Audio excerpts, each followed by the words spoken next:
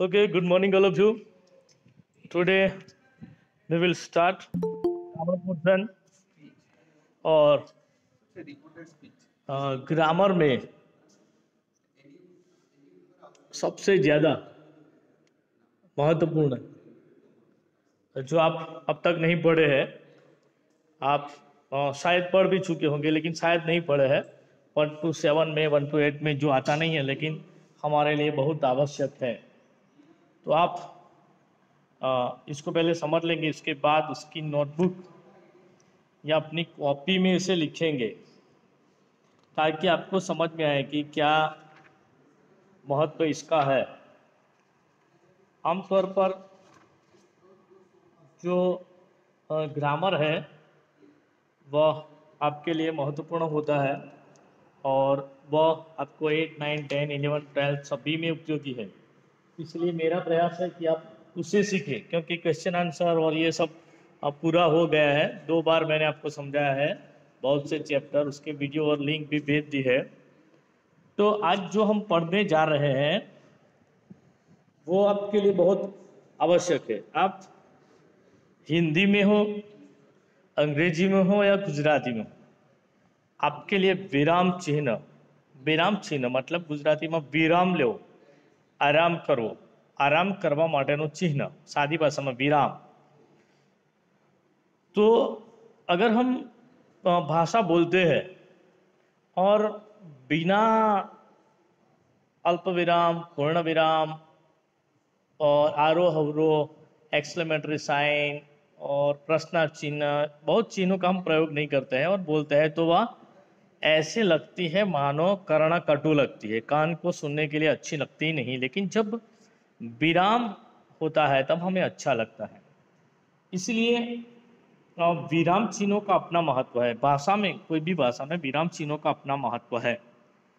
दोस्तों, विराम का अर्थ क्या होता है? विराम का अर्थ होता है रुकना या ठहरना। कोई ट्रेन अपने स्थान से निकलती है और अपने गंतव्य स्थान तक जाती है और वह कहीं भी नहीं रुकती है, ऐसा आपने देखा है, सुना है?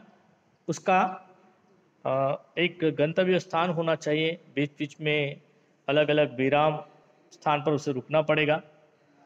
तो भाषा हमारे लिखित रूप के मनोभाव के अनुसार विशेष स्थानों पर लगने वाले चिन्हों को विराम चिन्ह कहते हैं।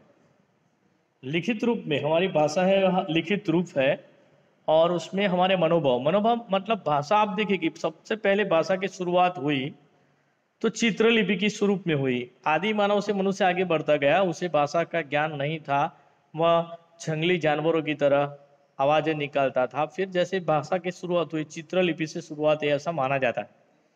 फिर उसने अपने विचारों को, अपने मन के भावों को लिखने की पद्धति विकसित की और उस पद्धति को भाषा कहा जाता है। तो विशेष स्थान पर अपने भावों को लगने वाले चिन्हों को विराम चिन्ह कहते हैं। विराम चिन्ह, रुकने वाले चिन्ह। इन चिन्हों के प्रयोग से भाषा में स्पष्टता और बोधगम्यता आती है।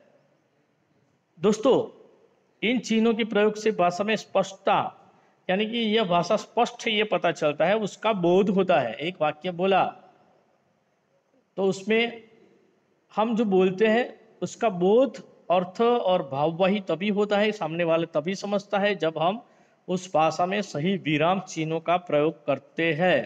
अगर हम सही विराम चिन्हों का प्रयोग नहीं करते हैं बोलते समय या लिखते समय, तो जो कहना चाहते हैं उसका अर्थ या बोध सही नहीं होता है या सामने वाला समझ नहीं पाता है और इसके माध्यम से अपने विचार जिस रूप में प्रकट करता है पाठक भी उसी रूप से ग्रहण करता है। पाठक, पाठक यानी जो पढ़ने वाला है, पाठ को पढ़ने वाला पाठक। इनमें सबसे पहले आता है दोस्तों पूर्ण विराम। पूर्ण विराम, पूर्ण विराम मतलब पूरी तरीके से रुकना, रुकने का चिन्ह और विराम। पूर्ण, पूर्ण, श्री राम पूर्ण मर्यादा पुरुषोत्तम छे। तो इनका प्रयोग निम्नलिखित स्थितियों में होता है। ध्यान रखिए दोस्तों, इसका प्रयोग कैसे होता है। तो इसका प्रयोग निम्नलिखित स्थितियों में होता है।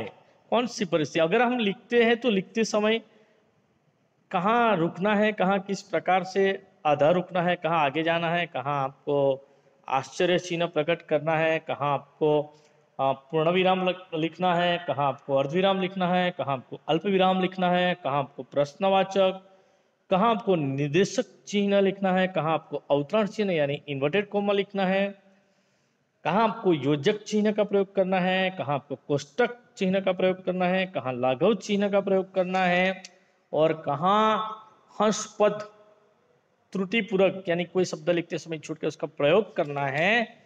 यह हमें आ गया तो हमारी भाषा, आप देखिए कि हमारे जो इम्तिहान, हमारी जो परीक्षा है वह लिखित स्वरूप की है, तो हमें लिखना ही पड़ता है। और लिखने में यही गलतियां जब हम करते हैं तो हमारे गुणांक बहुत कम आते हैं। इसलिए ये सब जानना और समझना हमारे लिए सबसे बड़ा आवश्यक माना जाता है। तो पूर्ण विराम शुरू करते हैं दोस्तों। पूर्ण विराम, क्योंकि आपको कुछ मालूम है, कुछ आपको मालूम नहीं है, और कुछ मालूम है लेकिन उसके बारे में आपको विस्तार से मालूम नहीं है। तो सबसे पहले पूर्ण विराम, इसका प्रयोग निम्नलिखित स्थितियों में होता है। निम्नलिखित स्थितियों में इसका प्रयोग होता है। तो प्रत्येक वाक्य के समापन पर, कोई भी वाक्य पूर्ण होता है, समापन होता है, तब उसका प्रयोग होता है। प्रत्येक वाक्य के समापन पर, लेकिन इसमें एक अपवाद माना जाता है कि अगर विस्मयादिवाचक और प्रश्नवाचक वाक्य है, इफ सेंटेंस इज क्वेश्चन वाला सेंटेंस है, and if exclamatory sign is there, विस्मय आदि यानी उद्गार आता है या प्रश्न आता है, ऐसी जगह पर छोड़कर इसका प्रयोग होता है। फॉर एग्जाम्पल, गुजरातीમાં બોલીએ આપણે, સત્યનો વિજય થાય છે, तो ત્યાં पूर्ण विराम आवश्यक। हिंदी में, जैसे मैं धोबी को कपड़े देना चाहता हूं, जैसे मीन्स फॉर एग्जाम्पल, मैं धोबी को कपड़े देना चाहता हूं। सत्य की हमेशा विजय होती है, सत्यमेव जयते, ट्रूथ इज ट्रूथ। मूल रूप से अप्रत्यक्ष प्रश्नों के अंतर में, फॉर एग्जाम्पल, जो इनडायरेक्ट क्वेश्चन है, अप्रत्यक्ष, प्रत्यक्ष मतलब डायरेक्ट, अप्रत्यक्ष मतलब इनडायरेक्ट। जैसे फॉर एग्जाम्पल, मैंने तुमसे पूछा कि तुम क्या कर रहे थे। आमतौर पर प्रश्नार्थ आता है, लेकिन यहां देखिए पूर्ण विराम। कविता की कोई रचना होती है तो उसकी पहला चरण जो छंद होता है, उसकी चरण की समाप्ति पर पहली जो पंक्ति है पूर्ण होती है, वहां पर पूर्ण विराम होता है। फॉर एग्जाम्पल, यहां लिखा है, रही मन देखी बड़े न को लघु न दीजिए डारी, रही मन देखी बड़े न को लघु न दीजिए डारी, जहां काम आवे सुई कहा करी तलवारी। पहली लाइन जो है वहां पर पूर्ण विराम रखा गया। रहीम कहते हैं कि किसी बड़े को देखकर छोटे का उपहास नहीं मनाना चाहिए, क्योंकि हर चीज़ की अपनी अपनी ज़रूरत होती है। सुई का काम कपड़े सीने का है, तलवार का काम युद्ध लड़ने का है। युद्ध लड़ने के लिए तलवार ही चाहिए, कपड़े सीने के लिए सुई ही चाहिए। सुई लेकर युद्ध लड़ना नामुमकिन है, तलवार लेकर कपड़े सीना नामुमकिन है। कोई भी पुर्जा हो, यंत्र का, मशीन का, व्हीकल का, तो उसका अपना अपना महत्व है, उसके कारण सब कुछ चलते रहता है। यानी कभी किसी व्यक्ति को छोटा नहीं मानना चाहिए। साथ में आपको समझा रहा हूँ ताकि आपको कभी भविष्य में विचार विस्तार में काम आए। दूसरा है दोस्तों अर्धविराम। अर्धविराम पूर्ण विराम का साइन आपने देख लिया, सीधी रेखा होती है।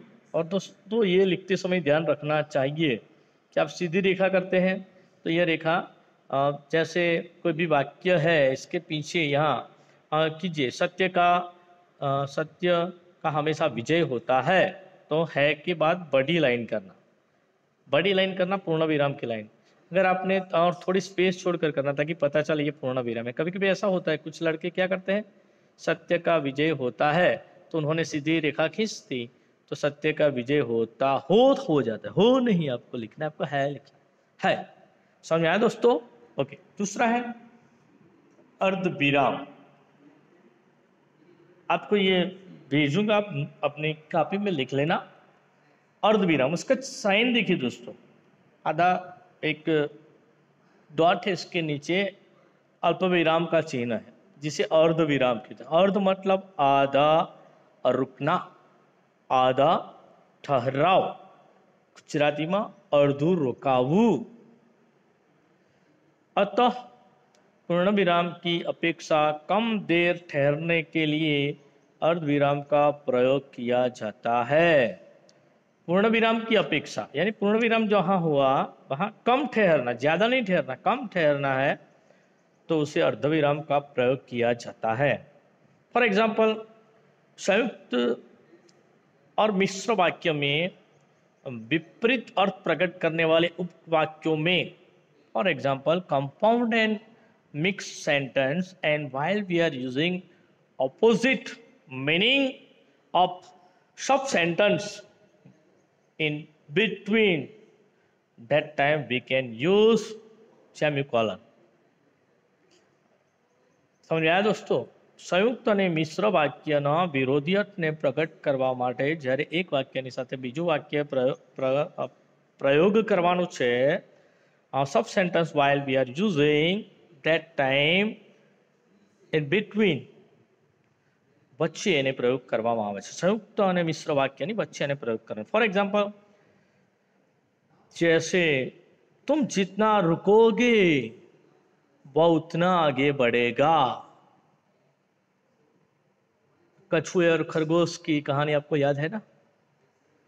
कहा जाता है तुम जितना रुकोगे वह उतना आगे बढ़ेगा।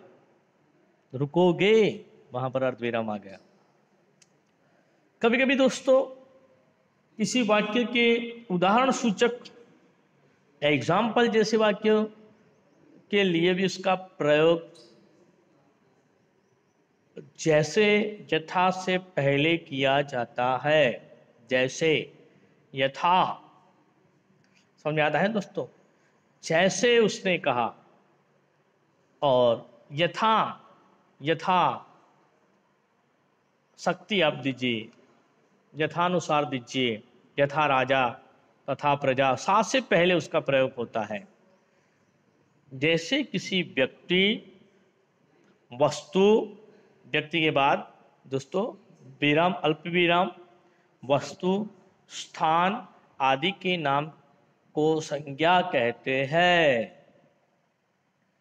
आदि के नाम को संज्ञा कहते हैं। यानी यहाँ पर अर्धविराम का प्रयोग ऐसे भी होता है। कहते हैं जैसे राम, दिल्ली, आदि। समझ में आया दोस्तों?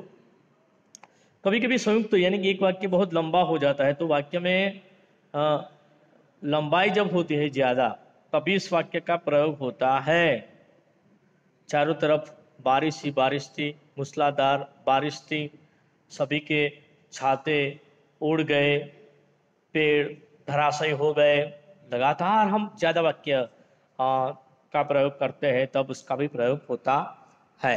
दोस्तों आगे बढ़ते हैं। नंबर 3, अल्प विराम। अल्प विराम का मतलब होता है आधा रुकना। यहाँ भी कैसी स्थितियों में प्रयोग होता है? आधा ठहर, अल्प मतलब थोड़ा, विराम रुकना, उसका साइन देख ले। अल्प विराम और अर्ध विराम में थोड़ा ही अंतर है। अल्प विराम का साइन अर्ध विराम। कभी बच्चे गलती क्या करते हैं, अक्सर ये गलती करते हैं कि अर्ध विराम और अल्प विराम दोनों के साइन समान लिखते हैं। तो दोस्तों ऐसा नहीं करना चाहिए। देखना चाहिए कि 2-3 वाक्य संयुक्त वाक्य या मिक्स वाक्य, मिश्र वाक्य, कंपाउंड सेंटर और मिक्स सेंटेंस, जैसे जैसे आ रहे हैं लंबा वाक्य होते वहां अर्धविराम का प्रयोग होता है। और अल्प विराम का प्रयोग कैसे होता है? इस प्रयोग निम्नलिखित स्थितियों में होता है। एक स्थान पर प्रयुक्त समान शब्दों और शब्दों को अलग अलग करने के लिए, जैसे अक्षर, साहिल, पलक, आकांक्षा और वानिया स्कूल गए हैं।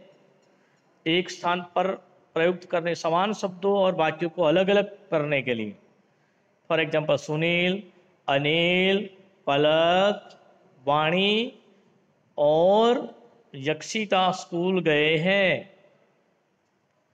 समझ में आया? अक्षर, कॉमा, अल्पविराम, साहिल, कॉमा, पलक, आकांक्षा, वान्या। कभी कभी दोस्तों हाँ या नहीं के बाद, जैसे नहीं, तुम वहां नहीं जा सकते, इसके बाद कभी उद्धरण चिन्ह, उद्धरण चिन्ह मतलब इन्वर्टेड कॉमा और डबल इन्वर्टेड कॉमा जिसे कहते हैं, वहां भी होता है आरंभ से पहले अर्धविराम। जैसे कल पत्नी ने धीरे से पूछा, कल पत्नी ने धीरे से पूछा कब तक टिकेंगे ये। आईपीएल का मैच चल रहा था तो एक बल्लेबाज बहुत अच्छा बैटिंग कर रहा था, बॉलिंग बहुत घातक थी, तो पत्नी ने धीरे से पूछा कब तक टिकेंगे ये। दोस्तों समझ में आ रहा है ना? अल्पविराम का क्या महत्व है मैंने आपको समझाया है, फिर भी एक बार समझाता हूं। फॉर एग्जाम्पल एक वाक्य में बोल रहा हूं, आपकी कॉपी में लिखना है तो लिख दीजिए, रोको, रोको, कॉमा, अल्पविराम, मत जाने दो। लिख दीजिए, कहीं भी लिख दीजिए, आप अपनी पेन हाथ में है तो, रोको, मत जाने दो। अब देखो रोको के पीछे मैंने अल्पविराम लगा दिया, तो रोको, एक लड़का क्लास से बाहर जा रहा है, मैं कहूंगा, कहता हूं रोको, मत जाने दो, रोको, मत जाने दो। फिर मैंने यही वाक्य फिर से लिखा, रोको, रोको मत, अल्पविराम वहां से उठाकर रख दिया हमने मत के पीछे, तो रोको मत जाने दो। वाक्य की अल्पविराम का प्रयोग हमने बदला दोस्तों, उसका अर्थ बदल गया। समझ में आ रहा है दोस्तों? अल्पविराम का बदला, वैसे उसका अर्थ बदल गया। आगे प्रश्नवाचक चिन्ह, वाक्य में प्रश्न पूछने के बाद वाक्य के अंत में इसका प्रयोग किया जाता है। जैसे प्रश्न पूछने के बाद इसका प्रयोग, कोई रास्ते में मिलता है तो हम पूछते कैसे हो, बाल बच्चे कैसे हैं, इंफॉर्मेशन, माहिती प्राप्त करने के लिए इसका प्रयोग होता है। सारा दिन मोबाइल लेकर तुम क्या करते हो, आप सब अच्छी तरह से पढ़ते हो या दिन भर मोबाइल में पबजी खेलते हो? प्रश्न पूछने के लिए। आगे बढ़ते हैं दोस्तों, आपको समझ में आ गया होगा विस्मयादि बोधक चिन्ह। विस्मयादि मतलब एक्सक्लेमेटरी साइन जिसे हम बोलते हैं अंग्रेजी में, हिंदी में उसे उद्गार बोलते हैं, गुजराती में आश्चर्य के वजह से। विस्मादि कभी कभी हर्ष, आनंद प्रकट करने के, शोक, दुख प्रकट करने के, द्रोणा, नफरत प्रकट करने के लिए, आश्चर्य आदि मनोभाव को प्रकट करने के लिए जिन पदों और पदबंधों का वाक्य के अंत में प्रयोग करते हैं, तो ऐसे वाक्य को दोस्तों क्या कहते हैं? ऐसे वाक्य को हम विस्मयादि कहते हैं। फॉर एग्जाम्पल, चल हट, बाहर निकल, हाय तुझे कांटा लगा, अरे रे तुझे क्या हुआ, चोट लगी, वाह क्या जादू के खेल है। संबोधन के लिए भी प्रयुक्त किया जाता है। फॉर एग्जाम्पल, हमारे आदरणीय प्रधानमंत्री जी बोलते हैं, भाई और बहनों नेताजी पधार रहे हैं, तो ऐसे जगह पर इसका प्रयोग होता है। आगे बढ़ते हैं नेक्स्ट सेंटेंस पर। उद्धरण या उद्धरण चिन्ह, आप उसका साइन देख सकते हैं, डबल इन्वर्टेड कॉमा और सिंगल इन्वर्टेड कॉमा। इसका प्रयोग किसी व्यक्ति को कथन को ज्यों का त्यों उद्धृत करने के लिए उसका प्रयोग होता है। ज्यों का त्यों उद्धृत, जैसे का तैसा। फॉर एग्जाम्पल किसी ने कहा कोई सेंटेंस, कोई नेताजी मोदी जी ने कहा, तो कोई वह वाक्य बोला जाता है। नेताजी सुभाष चंद्र बोस ने कहा, कॉमा, डबल इन्वर्टेड कॉमा यहां आता है। तुम मुझे खून दो, मैं तुम्हें आजादी दूंगा। डबल इन्वर्टेड कॉमा जिसे कहते हैं अवतरण चिन्ह। किसी व्यक्ति के उपनाम, कोई लेखक है तो उसके उपनाम के लिए रामधारी सिंह दिनकर, तो दिनकर लिखने के लिए उपनाम के लिए इसका प्रयोग होता है। कोई रचना है, कोई साहित्य है, फॉर एग्जाम्पल आंसू, कामायनी, जयशंकर प्रसाद, तो उनकी रचना की पुस्तक के शीर्षक के अंत में ऐसे सिंगल इन्वर्टेड कॉमा होता है। आगे बढ़ते हैं दोस्तों, 7वां निर्देशक चिन्ह। लाइन देखिए उसकी, निर्देशक, निर्देश करने के लिए लगाया गया चिन्ह जिसे कहते हैं। इसका प्रयोग किसी पद या वाक्यांश की व्याख्या करने के लिए, कोई पद है या वाक्य का अंश है उसकी व्याख्या करने के लिए। स्वस्थ हृदय में लंबी लाइन निर्देशक, प्रेम, स्नेह और करुणा के भाव स्वतः दिखने लगते हैं। किसी कथन को उद्धृत करने में, जैसे नीलिमा ने बताया वह वहीं था, जहां निर्देश किया जाए, जैसे निम्नलिखित प्रश्न के उत्तर उदाहरण सहित दीजिए। निम्नलिखित प्रश्न के उत्तर उदाहरण सहित दीजिए, वहां पर निर्देशक चिन्ह खींचा जाता है, डैश मतलब आगे है। दोस्तों आगे बढ़ते हैं, विवरण चिन्ह। थोड़ा समय ज्यादा ले रहा हूं, ध्यान रखना। इसका प्रयोग निर्देशक चिन्ह ही की ही भांति होती है। कोई सूचना या विवरण या निर्देश के लिए इनका प्रयोग होता है। जैसे कोई निबंध लेखन के लिए कि निम्नलिखित विषय में से किसी एक विषय पर अनुच्छेद लिखिए या निबंध लिखिए। इसके बाद एक अहिंसा, भारत में आतंकवाद, कोरोना एक वैश्विक बीमारी, इस प्रकार के लिए विवरण चिन्ह का प्रयोग होता है। आगे बढ़ते हैं दोस्तों, अपूर्ण या उपविराम। उसकी साइन भी आप देखिए, ऊपर और नीचे डॉट है और उपविराम कहते हैं। इसका प्रयोग निम्नलिखित स्थितियों में होता है। साधारणतः संस्कृत शब्द में जैसे ह आता है, अहम ब्रह्मास्मि जब हम कहते हैं ऐसा शब्द आता है। दुखद तो वहां पर होता है। दहेज एक अभिशाप, कोरोना एक अभिशाप। अध्यापक बोलते हैं तब ऐसा प्रयोग होता है। तुम कल कक्षा में क्यों नहीं आए राघव? सर मुझे बुखार था। कोई भी sentence, for example dialogue delivery हो रहे हैं दो कैरेक्टर के बीच, तो उसके बीच में ऐसी साइन होती है। ही सेड दैट, उसने कहा कि, वह बोला कि, ऐसा प्रयोग होता है। इसके बाद योजक चिन्ह। आगे बढ़ते हैं। सामासिक पदों के मध्य में दो शब्द बोल रहा है, हम बोल रहे हैं, उसके बीच में एक छोटी सी रेखा खींच दी जाती है। बेटा बेटी, धर्म ईमान, रात दिन, ऊंच नीच। शब्द और युग्म, दो शब्द जोड़ाक्षर होते हैं, वहां पर भी ऐसे ऐसे प्रयोग होता है।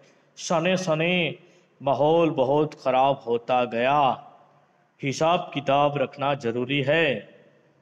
कभी कभी मेरे दिल में ख्याल आता है, कभी कभी। तुलनात्मक वाक्य, सा सी से, ऐसे तुलना करते हैं किसी के साथ। फूल सी कोमल बच्ची, एकलव्य सी गुरु भक्ति, फूलों सा चेहरा तेरा। मतलब आगे बढ़ते हैं, सा शब्द का प्रयोग होता है तब ऐसे चिन्ह का प्रयोग होता है। कोष्टक चिन्ह, इसका प्रयोग निम्नलिखित स्थितियों में होता है। किसी पद के अर्थ के स्पष्ट करने के लिए। वह मितभाषी है। मितभाषी मतलब कम बोलने वाला है। एकांकी या नाटक के रंगमंच संकेतों को स्पष्ट करने के लिए, जैसे लड़की, इसके बाद कोष्टक चिन्ह आता है, ब्रैकेट में आता है। ब्रैकेट जिसे हम कहते हैं ब्रैकेट, बॉक्स वाला ब्रैकेट होता है और ये ब्रैकेट होता है। पहले मौन देखती है, फिर कुछ देर तक रुकती है, कौन? जैसे हम एकांकी या नाटक पढ़ रहे तो उसके ब्रैकेट में लिखा होता है। आगे है दोस्तों लघु चिन्ह। इसका प्रयोग निम्नलिखित स्थिति में होता है। शब्दों का संक्षिप्त रूप दर्शाने के लिए।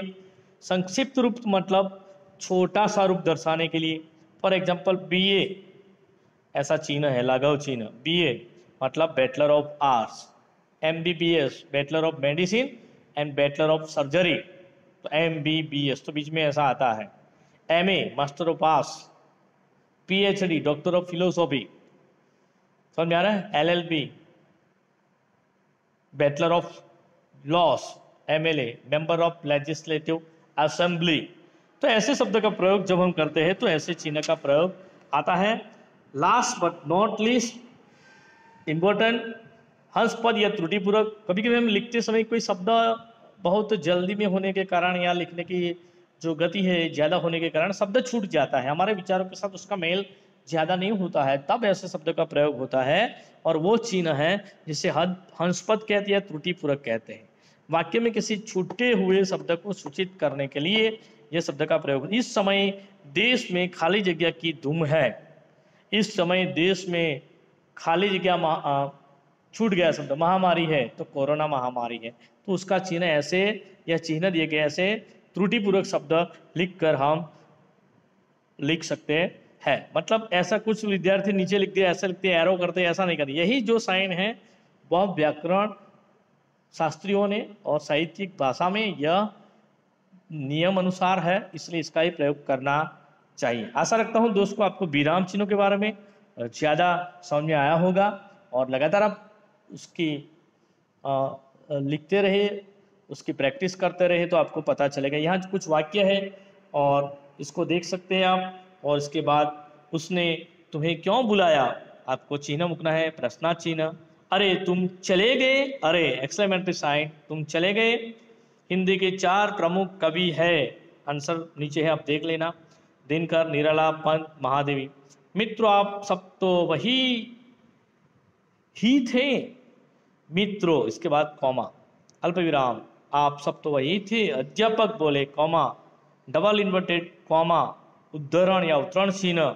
हाँ मुझे सब पता चल गया है, सुनो यह किस बात का सुर है, सुनो यह किस बात का सुर है, उद्गार, विस्मय आदि बोधक। आशा रखता हूँ कि आपको जो समझाया समझ में आया होगा और इसे अपनी कॉपी में व्याकरण में लिखना है। व्याकरण विभाग के लिए ये बहुत महत्वपूर्ण है विषय, और आप लिखेंगे तब पता चलेगा। मैं आपको यह भेज रहा हूँ, आशा रखता हूँ आपके समझ में आया होगा। धन्यवाद, शुक्रिया, thank you very much for your kind cooperation.